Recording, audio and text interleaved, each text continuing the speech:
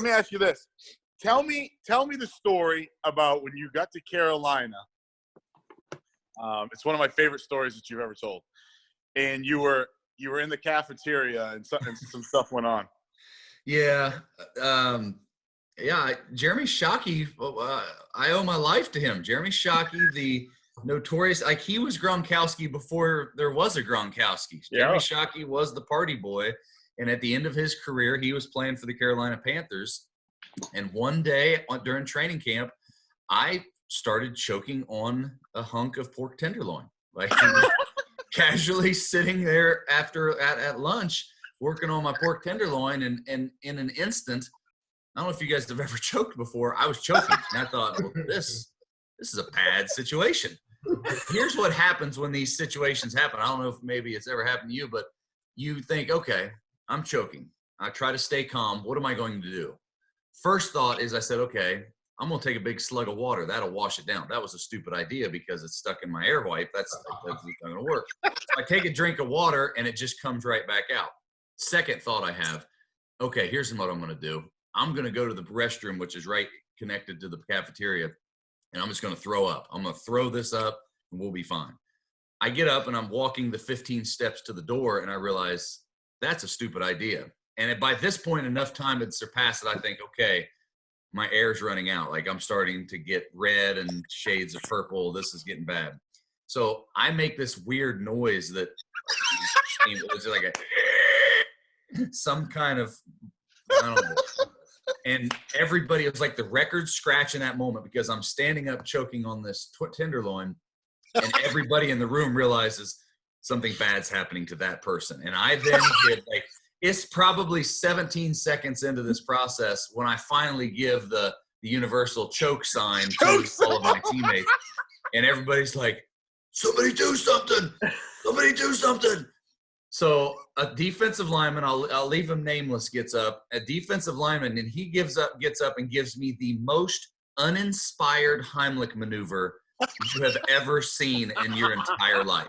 So he just hugged you from behind. It was as if he was trying to be the big spoon. That's all he was doing. Double time! And so he just kind of behind me and just goes, just a little. And Jeremy Shockey, who never moves from his spot, kind of looks up, and he kind of finally stands up, and he gets up in front of me. This is probably 30 seconds into the whole ordeal.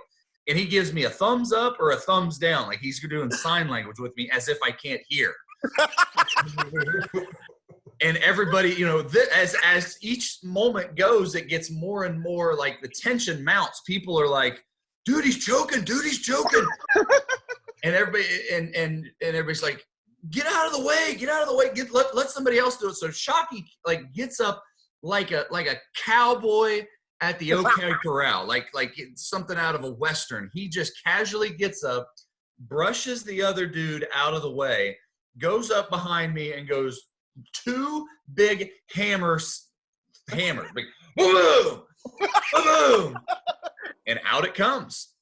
Just like that, it was over, and he saved my life. And in classic Shockey fashion, he doesn't speak, he doesn't high five, he doesn't like give me a hug or anything. He goes back to his seat, sits back down, and eats as if he has done this 2 times this week. So, and in that moment, you realize, oh my gosh, that could have been really bad. But you realize how bad it was. Is someone had run and got the trainers, and the trainers, after everything was done, like I said, this was all done in less than probably a minute, 45 seconds. But the trainers come in on a dead run, and they've got the defibrillators. Like they're ready. They're ready to. They're gonna toast whatever. The tenderloin.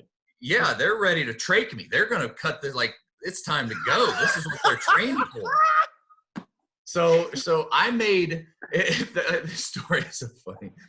I made a little bit like I made the rounds on Pardon the Interruption. Like I didn't, but that story, that was the news cycle of the day because Jeremy Shockey's this notorious party boy, bad boy. And so it goes around and it was on all the different news outlets. Jeremy Shockey's a hero. I got a couple of interview requests, not for SportsCenter. No, they didn't want to talk to me on SportsCenter, but like Inside Edition, like those corny evening news magazines, like Entertainment Tonight. But here's the best part is there was potential for a endorsement product come out of this. So I was like, okay, let's make lemonades out of lemons here, because I got called by my agent who said, hey, this company wants to market you based on this situation you had. They said they want you to market their product. And I said, what is it? And they said, they're called the De-Choker. And I was like, what is the De-Choker? Well, it basically looks like a turkey baster with a plunger on the end of it. Like you stick this thing on your mouth and you plunge it and it's supposed to pull out. Now, I was like, well, what are they offering? And they said, well, the talks, here's what, long story short, what the fallout was, we decided to walk away when they said that their product hadn't been tested by humans. What had it been tested by? I think pigs. They had been working on animals. Because it was pork that caused it. And let me tell you, so I've looked it up just out of curiosity every few years, because that happened, 9 years ago that happened. There's still a product that is in existence. I don't think you can buy it, but they're still trying to develop it. Oh, and the other thing that came with this, I hadn't forgot about this because I haven't told this story in a while. I got called by the family of Dr. Heimlich. The Heimlich maneuver, some dude thought of that. Like, we didn't just come up with the name. So, like, George Heimlich is the grandson of, like, Ferdinand Heimlich. He wanted to know the story of what was the order of events that happened. Did you immediately do the Heimlich? Did somebody do back blows first? Because I didn't find this out till the time. There is a debate about what is the right thing to do when someone is choking.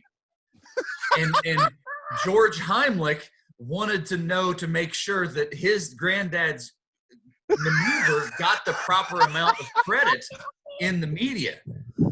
Like, this is what they were all fired up about. So that's my choking story. I haven't told that story in a while, Mulligan. There's never been a greater story on this podcast than that.